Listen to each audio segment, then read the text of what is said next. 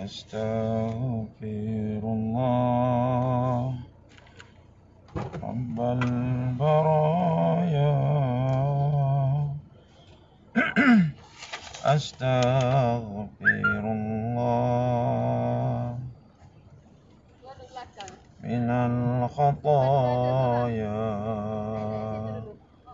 Astaghfirullah Rabbal baraya Astaghfirullah minal khataya Astaghfirullah Rabbal baraya Astaghfirullah minal khataya Astaghfirullah Rabbal baraya Astaghfirullah minal khataya.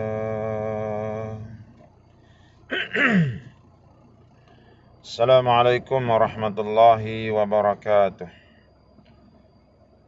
Kita buka dulu majlis kita dengan membaca Ummul Kitab Al-Fatihah. A'udzu billahi minasyaitonir rajim. Bismillahirrahmanirrahim. Alhamdulillahi rabbil alamin. Ar-Rahmanir Rahim. Maliki yaumiddin. Iyyaka na'budu wa iyyaka nasta'in. Ihdinas siratal mustaqim. Siratal ladzina an'amta 'alaihim ghairil maghdubi 'alaihim waladdallin.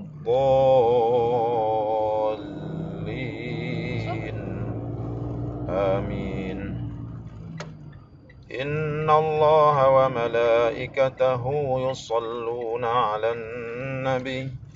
Ya ayyuhalladzina amanu sallu 'alaihi wa sallimu taslima. Allahumma salli 'ala sayyidina Muhammad wa 'ala ali sayyidina Muhammad. Allahumma salli 'ala sayyidina Muhammad wa 'ala ali sayyidina Muhammad. Allahumma salli 'ala sayyidina Muhammad wa 'ala ali sayyidina Muhammad. Allahumma salli 'ala sayyidina Muhammad wa 'ala ali sayyidina Muhammad. Allahumma salli 'ala sayyidina Muhammad wa 'ala ali sayyidina Muhammad. Allahumma salli 'ala sayyidina Muhammad wa 'ala ali sayyidina Muhammad. Allahumma salli 'ala sayyidina Muhammad wa 'ala ali sayyidina Muhammad. Allahumma salli 'ala sayyidina Muhammad wa 'ala ali sayyidina Muhammad. Allahumma salli 'ala sayyidina Muhammad wa 'ala ali sayyidina Muhammad. Allahumma salli 'ala sayyidina Muhammad wa 'ala ali sayyidina Muhammad. Allahumma salli 'ala sayyidina Muhammad wa 'ala ali sayyidina Muhammad. Alhamdulillah, syukur pada Allah Subhanahu wa taala. Pada pagi yang mulia ini kita dapat lagi bertemu. InsyaAllah pada pagi ini kita akan meneruskan lagi perbincangan kita berkaitan dengan tajuk yang telah kita bincangkan dahulu yang belum lagi selesai, yaitu berkaitan dengan rahmat Allah Subhanahu wa taala. Muslimin muslimat yang dikasihi sekalian, Bila kita mengenang rahmat Allah Subhanahu wa taala yang sangat banyak ini, maka terbit dalam hati kita untuk mengharapkan Allah Subhanahu wa taala. Jadi rasa nak mengharap kepada Allah Subhanahu wa taala itu akan datang apabila kita benar-benar mengenali tentang kasih sayang dan luasnya rahmat Allah Subhanahu wa taala. Sebab itu para ulama, terutamanya Imam Nawawi dalam kitabnya ini, banyak mendatangkan kepada kita hadis-hadis yang berkaitan dengan luasnya rahmat Allah Subhanahu wa taala. Dari satu hadis ke satu hadis. Tujuannya supaya kita benar-benar mengenali dan benar-benar meyakini bahawa Allah Ta'ala itu Maha Pengasih, Maha Penyayang dan terlalu luas rahmatnya. Mari kita dengar antara hadis-hadis yang berkaitan dengan rahmat Allah Subhanahu wa taala. An Abi Hurairah radhiyallahu taala anhu qala Rasulullah sallallahu alaihi wasallam, lamma khalaqallahu al-khalqa kataba fi kitab fahuwa indahu fawqal arsh. Inna rahmati taghlibu ghadabi. Wa fi riwayatin ghalabat ghadabi. Wa fi riwayatin sabaqat ghadabi. Hadis muttafaqun alaih. Maksudnya, daripada Abi Hurairah radhiyallahu ta'ala anhu, Nabi sallallahu alaihi wasallam telah bersabda, ketika Allah menciptakan makhluk, Ia menulis pada suatu kitab, yang mana kitab itu berada di sisinya di atas arasy, yaitu satu tulisan yang berbunyi, sesungguhnya rahmatku mengalahkan murkaku. Allah Subhanahu wa taala ketika mencipta makhluk, Dia telah memberikan satu jaminan layanannya kepada makhluk yang baru diciptakan ini. Ya, muka surat 234-nya, muka surat 234. Ketika Allah mencipta makhluk, lantas Dia memberikan satu jaminan kepada makhluk ini bahawa Dia akan merahmati makhluknya ini. Dia akan menyayangi makhluknya ini.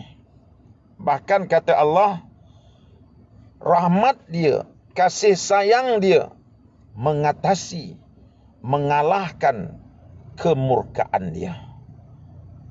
Ya, begitu janji Allah Subhanahu wa taala kepada makhluk yang dicipta, iaitu bernama manusia. Mengapa?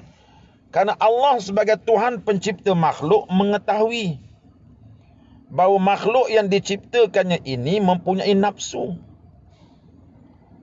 Makhluk yang diciptakan ini mempunyai nafsu, yang mana nafsu itu terkandung di dalam badannya, yang akan dibawa ke mana saja dia pergi. Ia akan memainkan peranan dalam setiap tindak tanduknya. Yang boleh menewaskan nafsu itu ialah imannya. Tetapi bagaimana kalau imannya itu senipis kulit bawang? Sudah pasti nafsu itu akan menang di dalam tubuh badannya. Namun Allah mengetahui tentang kelemahan makhluk ciptaannya ini. Allah memberikan jaminan. Apa jaminannya? Rahmat aku, kasih sayang aku mengatasi kemurkaan aku. Ya, aku memahami bahawa kamu melakukan dosa dan maksiat itu kerana kelemahan diri kamu. Tetapi kalau kamu panjatkan istighfar kepada aku, bertaubat kepada aku, bila-bila masa saja pintu taubat akan dibuka. Walaupun dosamu sebanyak pasir di lautan, walaupun dosamu itu ditulis habis lautan menjadi tintanya, namun bila kamu memanjatkan istighfar, memohon keampunan kepada aku, Allah bersedia untuk memaafkannya. Kita tidak pernah melihat perkara ini dimiliki oleh mana-mana manusia di atas muka bumi ini. Kita tidak pernah melihat di atas muka bumi Allah Ta'ala ini mana-mana mahkamah manusia yang memiliki sifat pengampun seperti ini. Seorang hakim di mahkamah yang menghukum, dia tidak memberi makan kepada kita. Seorang hakim yang menghukum kita di mahkamah, dia tidak memberi nyawa kepada kita. Bukan dia yang mencipta kita.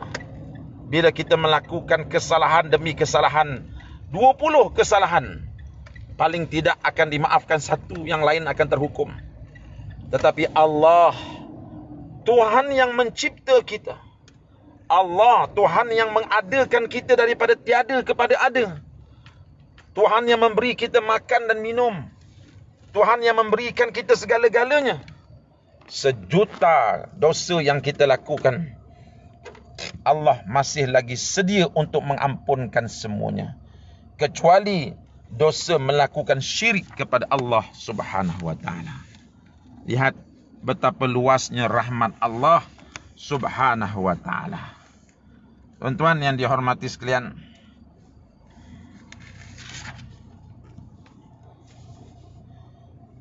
satu hadis daripada Sayyidina Ayyub, muka surat 236. Wa an Abi Ayyub Al-Ansari radhiyallahu anhu qala sami'tu Rasulullah sallallahu alaihi wasallam yaqul laula annakum tudhnibuna li la khalaqallahu khalqan yudhnibuna fayastaghfiruna fayaghfiru lahum, rawahul Muslim. Hebat hadis ini. Apa kata Nabi?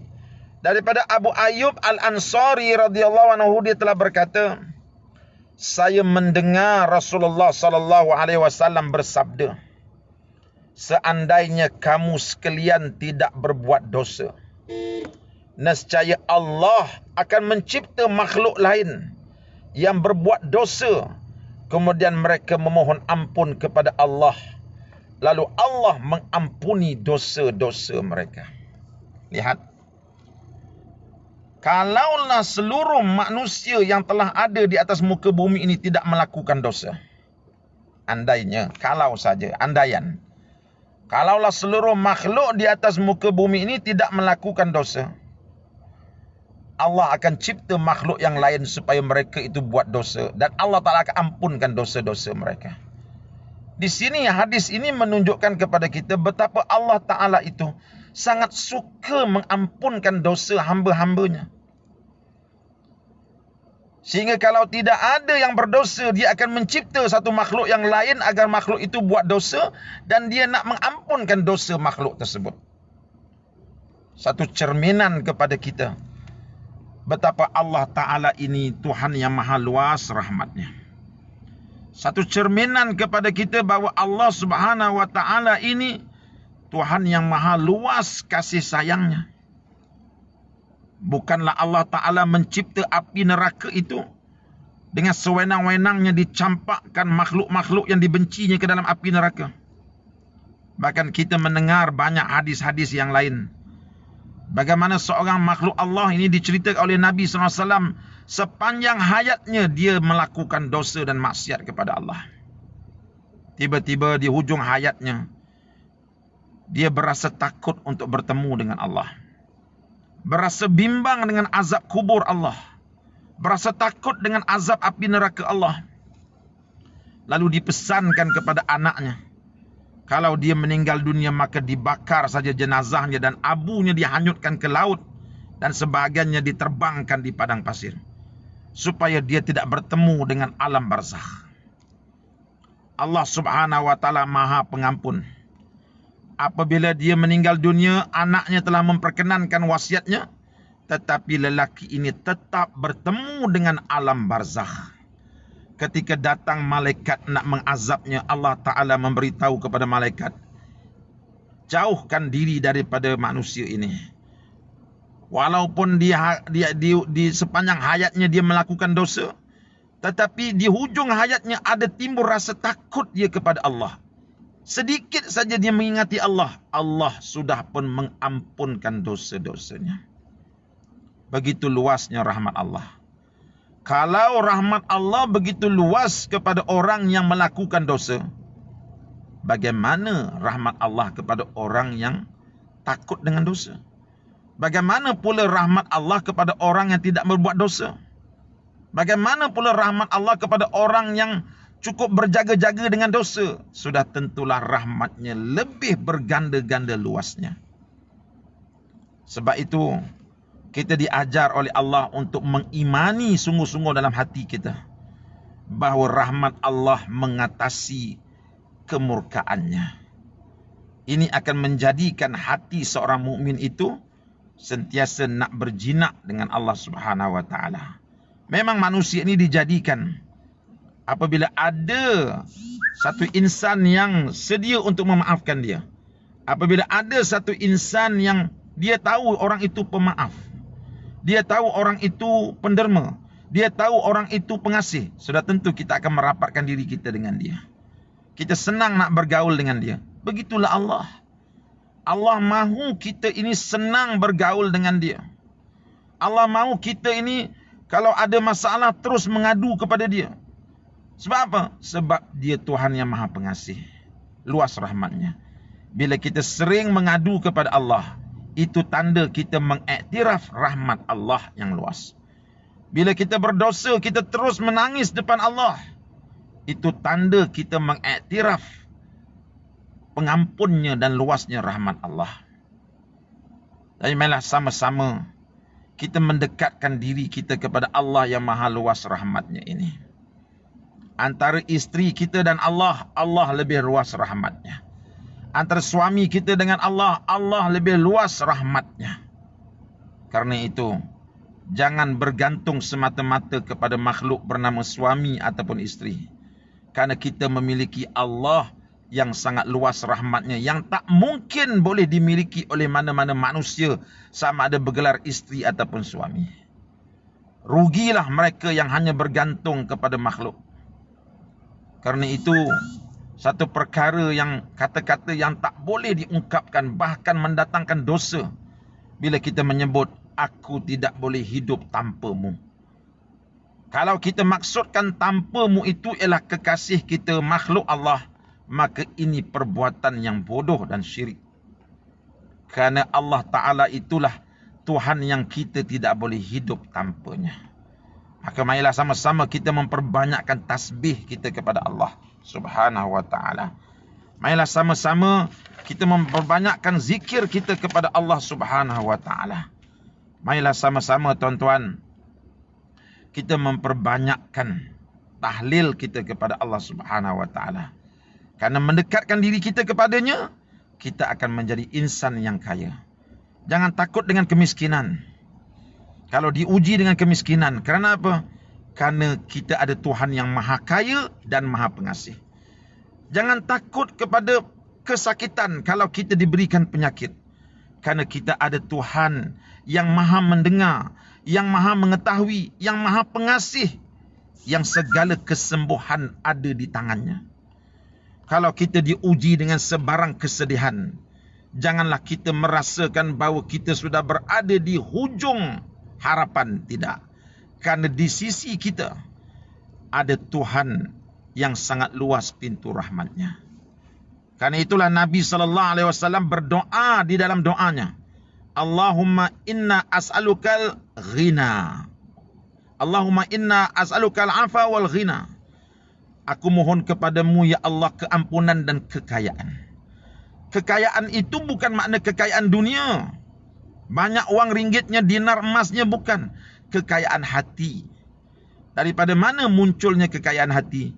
Kekayaan hati itu muncul apabila kita terasa bahawa kita bertuhankan Allah yang maha kaya. Sebab itu, para awliya, mereka orang miskin. Tetapi mereka tidak mengeluh kerana mereka tahu ada bersama mereka Allah yang maha kaya. Allah yang mempunyai khazanah harta yang tidak terhingga banyaknya. Nabi Ayub alaihissalam menderita kesakitan, tetapi dia tidak pernah mengeluh, kerana dia tahu bahawa kesakitan itu diberikan oleh Allah yang maha pengasih. Kesakitan itu diberikan oleh Allah yang maha penyayang. Kerana itu dia hanya mengadu kepada Allah Subhanahu wa ta'ala. Nabi Ibrahim alaihissalam ketika nak dicampakkan ke dalam api, Api yang sedang menjulang-julang, bila-bila masa saja Namrud boleh mencampakkan dia ke dalam api itu. Datang malaikat Jibril menawarkan pertolongan. Nabi Ibrahim menolak pertolongan Jibril yang kuat itu. Kenapa? Karena dia tahu bahawa dia ada Tuhan yang di sisinya lah kasih sayang. Dia ada Allah yang di sisinya lah ada penyembuhan. Dia ada Allah yang maha pengasih lagi maha penyayang. Karena itu dia menyebut, hasbi Allah wa ni'mal wakil. Cukuplah bagi aku Allah tempat aku menyerah diri. Aku tidak perlu kepada engkau wahai Jibril. Kalau Nabi Ibrahim kepada Jibril yang gagah itu pun dia tidak perlukan pertolongan. Karena dia ada Allah. Apatah lagi pertolongan daripada sesama manusia. Inilah kehebatan sifat berharap kepada Allah. Yang akhirnya membawa kepada sifat tawakal. Berserah diri kepada Allah yang mantap di dalam jiwa kita. Bila sifat menyerah diri ini mantap dalam hati kita, maka ketika itu datanglah 1000 masalah. InsyaAllah kita akan dapat mengatasinya. Karena ketika itu jiwa kita sudah jadi jiwa yang kaya raya. InsyaAllah kita bincang lagi hadis berkaitan dengan harap kepada Allah Ta'ala ini esok pukul 10 pagi jika diizinkan oleh Allah Subhanahu Wa Ta'ala. Ya, saya dalam perjalanan pergi ke Kuala Kubu Baru, ada program di sana. Doakan saya selamat pergi dan balik. Sekian saja. Assalamualaikum warahmatullahi wabarakatuh.